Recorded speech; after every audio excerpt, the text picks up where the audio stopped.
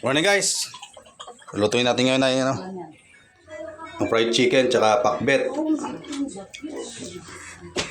Tsaka nagpainit na ako ng mantika. Prepareduhin lang natin yung mga manok. Tsaka nahanguin ko na yung unang part. Kasi may susunod pa tayo. Tsaka sinunod ko na yung natira.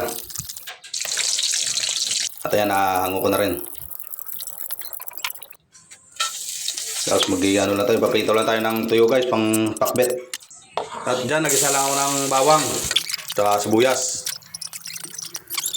Tsaka nilagay ko na dyan ng alamang. Nag-isa-gisa lang natin alamang. Tapos sunod na natin yung kulay. At dyan, lagyan lang natin ng tubig dyan. Tsaka pampalasa. At dyan, binalik ko na yung tuyo. Tatakpan lang. At dyan guys, okay na. Kain tayo, kain. Ready to eat na.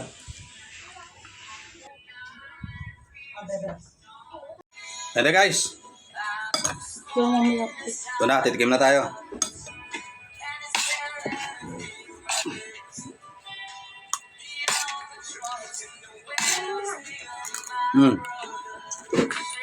Tapos guys.